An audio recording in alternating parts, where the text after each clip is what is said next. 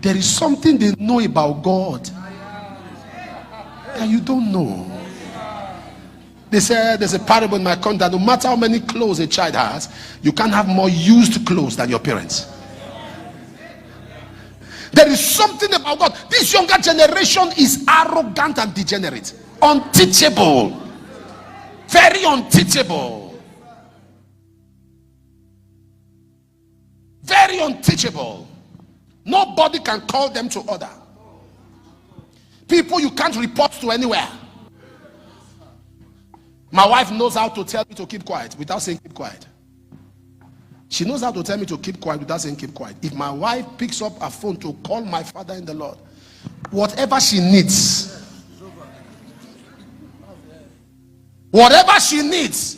one day I was tired and I was not eating much. I was tired. I was going for a program.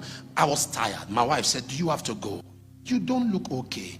I was tired, but I still had to leave the country, and I was going. My wife said, do you have to go? And I said, I have to preach the gospel. I have to preach the gospel.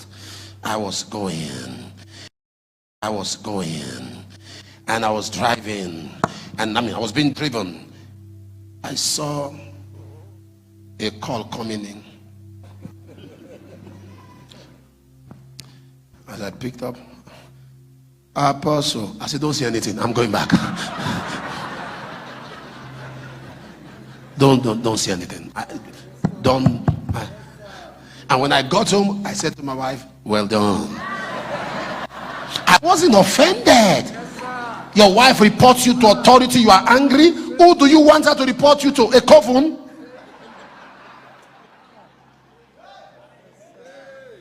Who do you prefer be reported to? A father or a wizard?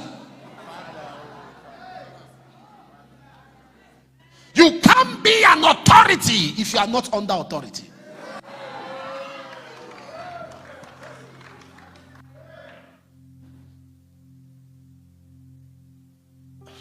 Listen. So long Paul was under the authority of the church, Paul took counsel. The church will release him, the church will recall him. Despite the dimension you operated in, there were things that were after Paul. I wish I'm talking to somebody here.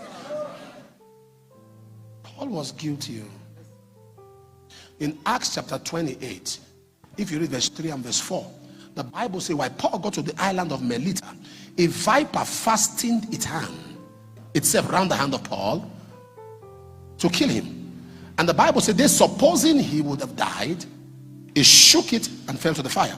But before then, the people, when they saw the viper round his hand, they said, this man is a murderer. Because that viper is called the viper of Melita. It was a viper of justice. The viper does not go after you except you've committed an offense. They knew the structure. That is why as soon as the viper came, they said, oh, he's a murderer. Who did he kill in front of them? Nobody. It's because they knew the structure. That for this viper to come after you, it means you have taken life. You have your hands soiled with blood. So the viper of Melita was a viper of justice. Meaning that Paul was a murderer. Was Paul a murderer? Yes. Was he a killer? Yes. If you read Acts 7 verse 58, it was Paul that supervised the killing of Stephen. In Galatians 1:15, Paul said it himself. He said, I persecuted the church and I wasted it. Go to Acts 8 from verse 1 to 3. You see how Paul was breathing murderous threat, looking for who to kill, looking for who to waste. There was a viper of Melita, but because he was under authority, he shook off. He shook off. He shook off. Joseph said, you thought you meant evil. I know what I went through. When the brothers of Joseph sold him, they thought they were selling him, but God was sending him. The dream that he had was a big dream, but the brothers were too myopic. Because here this man of God, Joseph said, I saw 11 stars. Meaning all of you, I saw you as stars. And I saw myself as a bigger star. But you were bowing down to my star. All they heard was bow. They didn't hear star. What provoked them was bow. not stars. If they were wise, they would have known that if this dream comes to pass, we will be stars. They lost their place because of envy. In other words, in your dream, what did you see? You saw us as stars, and you were the bigger star. We don't care if you are bigger or not, so long we are. The fulfillment. Many of us are fighting dreams in which we belong. We are fighting destinies in which we are part of. We are fighting unctions that are bound to carry us. We are fighting graces that you are a beneficiary of.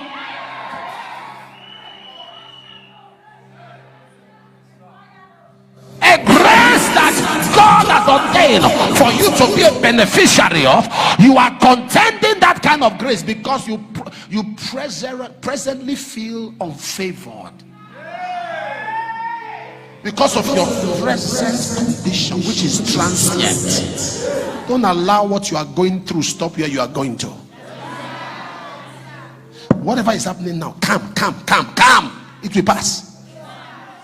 Don't make permanent decisions on temporary situations. Calm down, it will pass. Do you know what it means that you are told that there are assassins? 15 assassins have been sent to a crusade to get you killed, and you are told by everybody not to go. You say you are going. I've seen that. Armed hitmen, snipers that don't miss targets. You say you are going. If that's what the Lord wants. You're going. What part of that are you saying? The pastor came to me and said, Daddy, I'm tired. I want to give up. I said, okay. He said, I want to give up. I said, okay. He said, what do you mean, okay? I said, give up. Sit down. And he was looking at me. I said, give up and do what? No, after you give up now, what do you do? Make sure as you are giving up, you die. Don't give up and stay alive. Look at all the weapons of our warfare. Shield of faith, breastplate of righteousness, loins girt about with truth. There's no weapon for your back, because God does not expect you to turn your back. Every weapon is here. Keep going, keep confronting, keep conquering, keep going, keep going, keep going, keep going, keep going, keep going, keep going.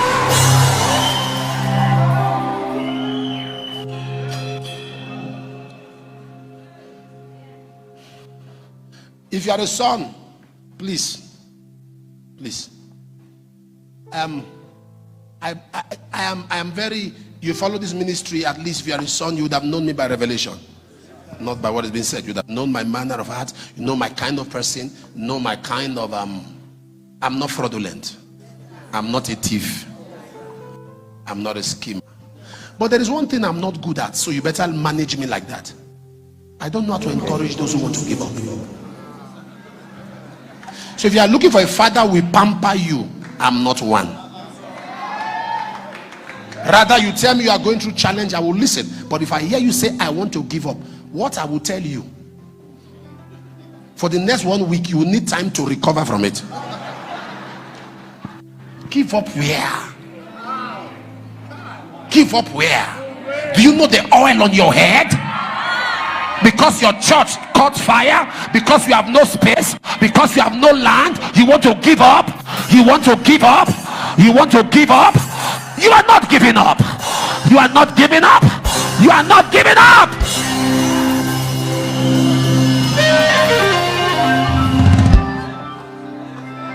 Shaka prata pata. You see that? I've known this woman for 27 years. And we've been married for 21 years. I can give her the microphone. If she has ever met me at any time, I sit down and I'm thinking. Never. I sit down and say, look at what's going on. Me? Sometimes she's worried. When she sees me, she's confused. She said, look at. One time I was invited by the Secret Service in my country to be arrested. You know, they came at night with 4 trucks. in a crusade ground to pick me up from a crusade. And this was the strategy. They waited till the crusade was over, traced my hotel. Around 1 a.m. they called from the reception, built up the reception, lay on the ground, and said, Apostle, we were in the crusade, we have a seed for you. I said, seed? Say yes. I said, 1 a.m. Seed. I said, I'm not interested. They said, okay, sir, we have to go because we are not going to be in the next meeting. We can't wait for the morning session. The seed is bags filled with money. I say, I am not interested. You must kill covetousness. I said, I am not interested. Now, what was the strategy? So that I will come down and they will pick me quietly while my people are still sleeping, my pastors are in their room. And nobody will know. Obviously, maybe to get me wasted on the way. Nobody. You see why you must kill greed? So if I was a man who loves money, I would have come down and they pick me quietly. I said, I am not interested. They kept putting pressure. I said, will you force money on me? I don't want it. When they continued, I disengaged and I called my people. I said, go check. When they went, I called their rooms. I said, go and check. These guys are calling me back to back. When they went there, they said, they sent me a text. No, come down. This place is filled with armed men. 4 trucks. So when I was to be arrested, they came to me, sit down, and they said to me, so when they did that, I did a release. And I said to them that they are cowards. You don't arrest a general at night. You come during the day when we can see each other. I said, but you are a coward. You are a coward. I said, people like us, don't bother. Just tell us where. We'll come with our legs. Tell me where. And I said, please do not invite me to a local. If you are inviting me, I'm coming to the headquarters. Because I don't have business with all these other small officers. Boss talks to boss. So if you're inviting me, I don't want this nonsense. I'm coming. So I went to, while I was going to the headquarters, some people were with me in the car. I saw all of them.